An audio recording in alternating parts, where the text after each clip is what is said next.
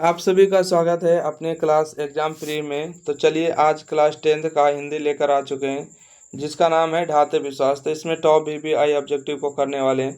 तो वीडियो अच्छा लगे लाइक कर देना, शेयर कर देना, चैनल को सब्सक्राइब भी कर देना है। बिना आपका समय गवाते हुए स्टार्ट करते हैं क्योंकि बोर्ड का समय बहुत करीब है और आपका उत्तर यहीं पर है। आपको एक नज़र से देखते भी जाना उत्तर को। कहते हैं ढाते विश्वास शीर्षक के रचयिता कौन है? तो सात कौड़ी होता हो जाएंगे। ढाते विश्वास शीर्षक के रचयिता कौन है? सात कौड़ी होता होगा। ढाते विश्वास कहानी है तो ढाते विश्वास कहानी उड़िया भाषा की कहानी होगा, ठीक है, इसलिए उड़िया पुड़िया गए थे। अगला प्रश्न देखिएगा, क्वेश्चन नंबर 3 है।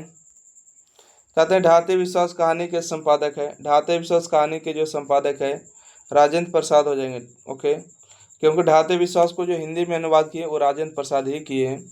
अगला प्रश्न है ढाते विश्वास कहानी में राजेंद्र मिश्र क्या है? तो संपादक हो जाएंगे जो एडिशन का काम करते हैं। अगला है ढाते विश्वास शीर्षक कहानी का प्रमुख पात्र कौन है? ढाते विश्वास कहानी का जो प्रमुख पात्र हो जाएंगे लक्ष्मी हो जाएंगे। सही जवाब। लक्ष्मी के पति का नाम लक्ष्मण होते हैं जो कि कोलकाता शहर में रोजगार करता है। बेचारी का घर द्वार नहीं चलता तो दूसरे के यहाँ भी काम करते हैं। अगला ढाते विश्वास कहानी में स्कूल कहाँ है? ढाते विश्वास कहानी में स्कूल कहाँ है? तब टीले के नीचे हो जाएंगे। अगला घर पर दो लड़कियां और साल भर के लड़के को लेकर कौन अकेले रहती है? तो लक्ष्मी अकेले रहती है। घर पर दो दो लड़कियां और साल भर के लड़के को लेकर कौन अकेले रहती है? लक्ष्मी रहती है। अगला प्रश्न है क्वेश्चन नंबर 8 में कि हल किराए पर लेकर बीघे भर जमीन में खेती कौन करवाई थी? इसका सही जवाब होगा लक्ष्मी ने करवाया था। लक्ष्मी के बड़े लड़के का क्या नाम है? तो लक्ष्मी के बड़े लड़के का नाम अछूत हो जाएगा। लक्ष्मी के पति का क्या नाम है? तो लक्ष्मी के पति का नाम अभी बताएं लक्ष्मण है जो कि कोलकाता शहर में रोजगार करता है। अगला प्रश्न है लक्ष्मी के ससुर किस बांध में काम करते समय पत्थर से दबकर शहीद हो गए थे? तो हीराकुंड बांध हो जाएगा। हीराकुंड बांध महानदी पर है, ठीक है। पूछेगा हीराकुंड बांध किस नदी पर है? तो बताएगा महानदी पर है। कहाँ है, किस राज्य में है? तो आपको हो जाएगा उत्तराखंड ने, उड़िया में मतलब उत्तराखंड में हो जाएगा, ठीक है। उत्तराखंड इसका सही जवाब मार दीजिएगा। चलिए अगला प्रश्न बढ़िएगा, क्वेश्चन नंबर 12 है। पूर्वज लक्ष्मी के लिए कितना खेत छोड़ गए थे? तो 1 बीघा जमीन छोड़ गए थे ना। पूर्वज लक्ष्मी के लिए कितना खेत छोड़ गए थे? 1 बीघा जमीन होगा। लक्ष्मी अपनी दोनों लड़कियों और छोटे लड़के को सुलाकर कहाँ गई? तो गुहाल में गई, ठीक है। गुहाल इसका सही जवाब होगा। क्वेश्चन नंबर देखिए 14 है। लक्ष्मण कहाँ नौकरी करता था? तो आपको अभी बताएं कलकत्ता में। अथवा लक्ष्मी का पति डैश में नौकरी करता है। तो लक्ष्मी का पति लक्ष्मण जो है कोलकाता में नौकरी करता है। सही जवाब होगा बी नंबर। किनके साथ साहित्य में उड़िया का ग्रामीण जीवन गहरी आंतरिकता के साथ प्रकट हुआ है? तो सात कौड़ी होता है, इसका सही जवाब होगा। किनके साथ साहित्य में, किनके कथा साहित्य में उड़िया का ग्रामीण जीवन गहरी आंतरिकता के साथ प्रकट हुआ? तो सात कौड़ी होता है, इसका सही जवाब होगा। चलिए अब 15 के बाद देखिएगा 16 नंबर प्रश्न में। क्वेश्चन नंबर 16 है कि कौन हल्ला कर बाढ़ से सबको सचेत कर रहे थे? तो देखिए गुणनिधि, अछूत, शंकरा, मंकरा, चंद्रा, इनमें से सभी होगा राइट आंसर। कटक शहर के बाढ़ से बचने के लिए किसने पत्थर का बांध बनवाया था? तो महाराज आयती केसरी ने बनवाया, ठीक है। महाराज आयती केसरी ने। किस नदी के बांध के नीचे लक्ष्मी का घर था? तो देवी नदी के बांध के नीचे लक्ष्मी का घर था। सही जवाब होगा सी नंबर।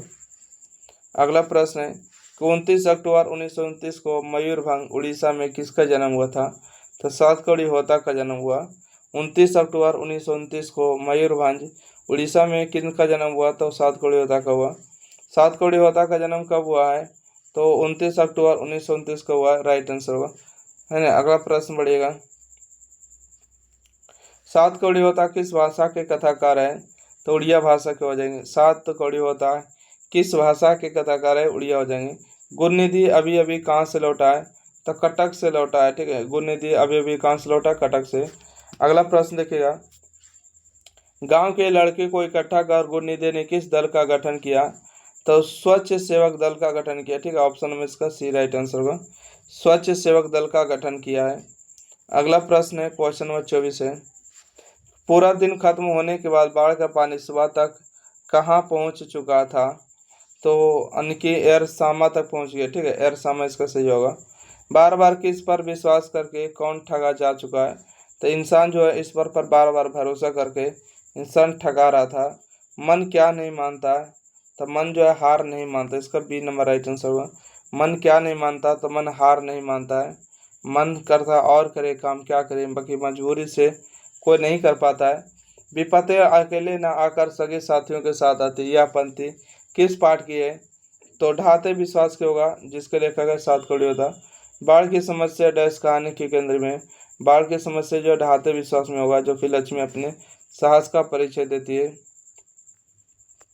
अगला है, तुराई के फूल की तरह खिल खिलाकर हंसते लोग सांस मुरझा गए। यह पंक्ति किस कहानी की है, तो ढाते विश्वास की होगा, है ना।